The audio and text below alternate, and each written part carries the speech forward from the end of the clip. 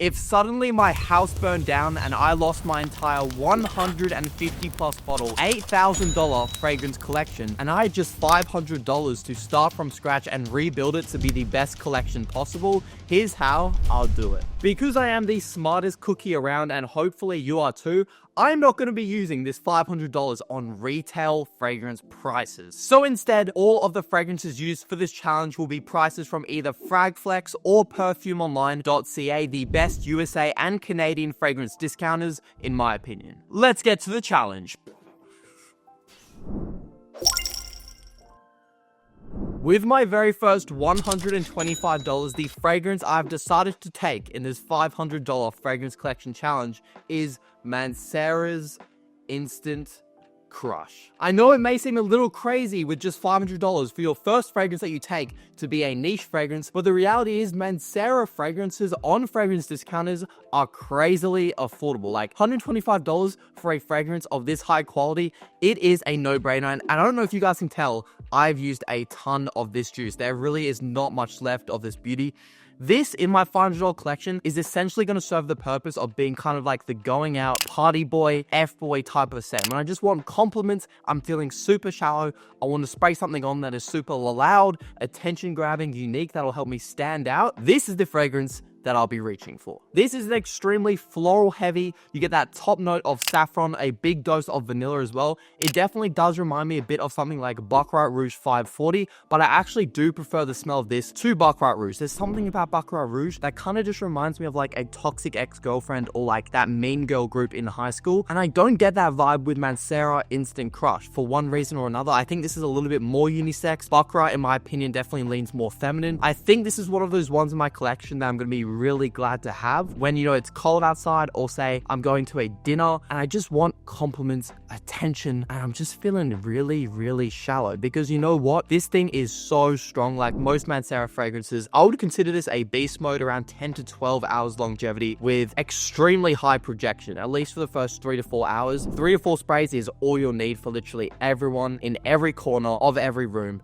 to be smelling you. Before I move on to the next fragrance I would choose in this collection, please make sure to like and subscribe if you find yourself enjoying this video at any point. By liking the video, you'll help push it into the YouTube algorithm more, and by subscribing, you'll be able to see more of my beautiful face every single day.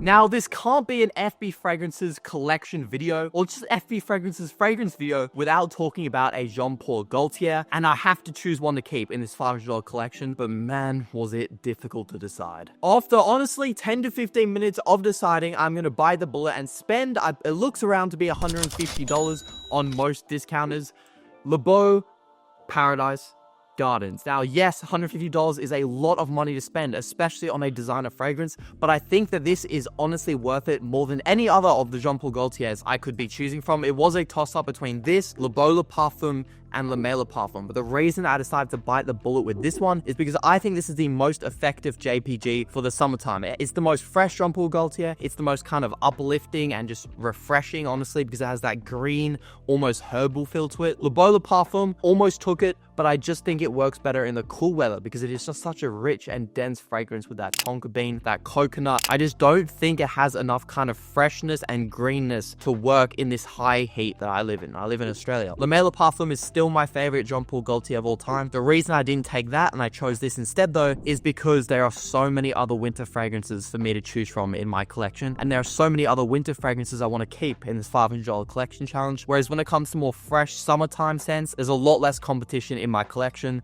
which made this the obvious pick. This is going to be the one I reach for, you know, summer night parties, those yacht parties that I totally 100% get invited to and go on like all the time. But in all seriousness, like anytime it gets hot outside, this fragrance will be absolutely amazing. It's gotten me compliments in the past. I personally enjoy wearing it. I don't think I'll get bored of it anytime soon. The bottle will look amazing in my very limited collection. I just think it's a no-brainer pick.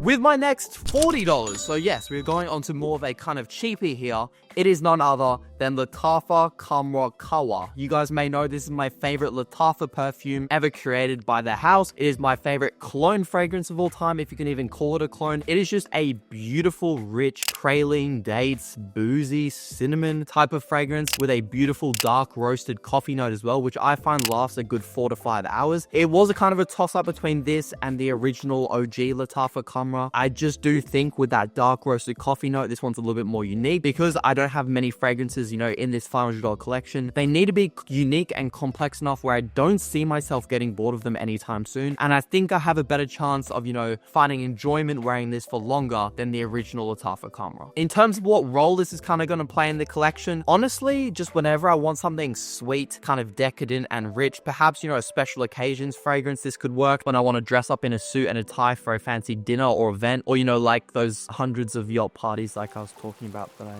get invited to.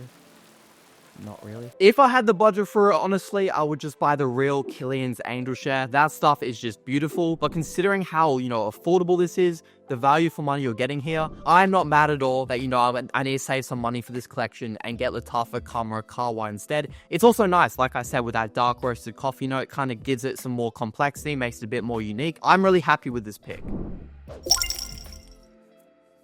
Speaking of having a fragrance that I can use for special occasions, I want one tailored to those special occasions, and that is why with my next $40, I'm choosing Armaf Lions Club Monarch. I had the pleasure of trying this one in Dubai. The brand owner was insisting I try it. I was just trying to get around to literally all the booths at the perfume event. So I was kind of like, yeah, just show me the fragrances. He showed me this and I was like, damn, dude, I'm not gonna lie. I am so glad I didn't brush you off and I actually tried this because I did end up leaving with a bottle of it. What is it? It is a clone of Parfums de Marly's Altair. To me, this smells around 90% similar. I know at the moment there are, a lot of clones of Altair going around. For example, Liquid Brune, Fragrance World, Art of Nature 2 by Lattafa. To be transparent with you guys, I haven't tried either of those two, so I can't say if they smell better or worse than this, what the performance of those fragrances are like. But just speaking on what I have experienced with, what I've tried, what I've owned, to me, this smells, like I said, 90% similar to Altair. Performance, you get around 7 hours longevity with solid projection in the first couple of hours. For $40, obviously I wish I could take the real Parfums de Marly Altair, but considering my budget and, the fact that this is just a $500 collection, I don't want to blow $250 on the real thing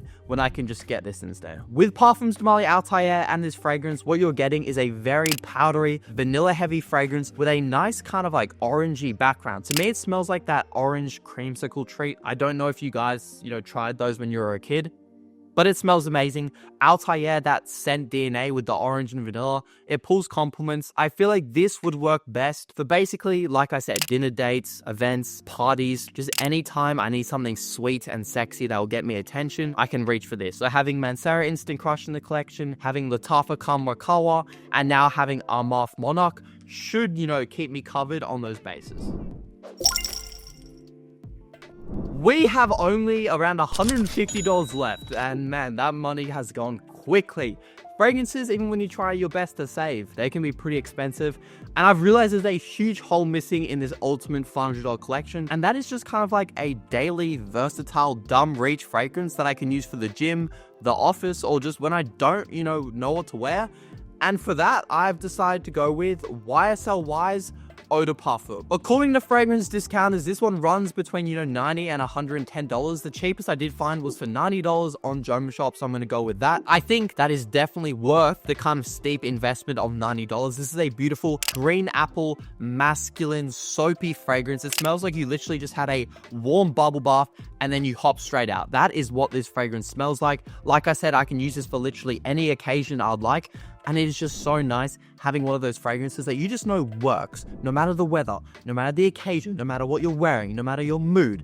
This fragrance just straight up works. Simple as that. I was considering going with Lattafa Fakar instead, which is a very popular kind of inspired YSL type smelling fragrance. I just think though, it doesn't quite have the depth that this one has. Although I would have saved around $50, it's too sweet and it's too fruity for me. It does definitely have similarities to this fragrance. I just don't think it gets quite close enough for me to find it worth it. This will work perfectly alongside Jean Paul Gaultier Paradise Gardens for the summer, but also when I just don't feel like wearing cologne, which is something that happens honestly, or when I'm going to the gym, I need a fragrance like YSL EDP that'll just simply get the job done. With my remaining $60 or so, I had a tough decision to make. I could either invest in, kind of a mid-range fragrance, or I could go for two cheapies to cover, more situations and, prevent less boredom.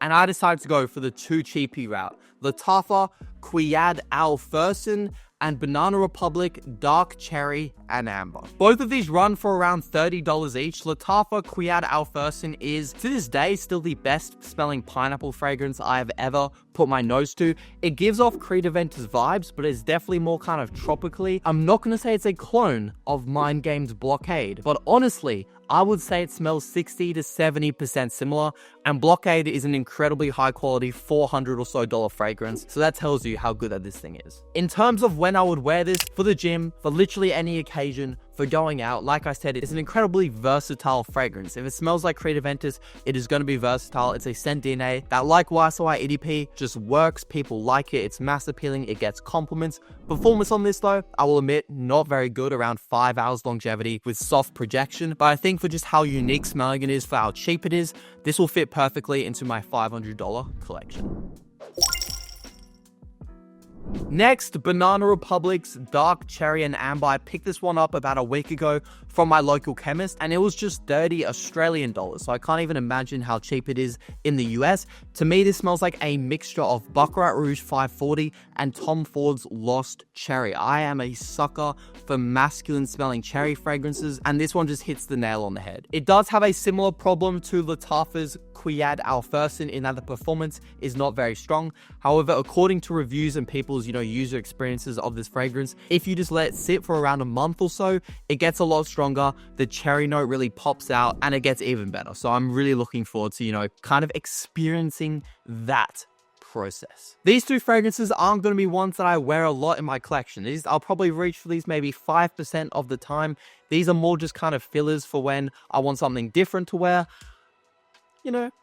Maybe I'll find time for them. Maybe I won't. Who knows? That is going to wrap it up on building the ultimate $500 fragrance collection. So if I lost my entire 150 plus bottle, $8,000 fragrance collection, and I only had $500 to rebuild it, these are the ones that I would choose. I hope you guys loved the video. Like I mentioned it earlier in the video, if you enjoyed it at any point, make sure to like, subscribe, so you get to see more of my content every single day. And I'll catch you guys in the next one.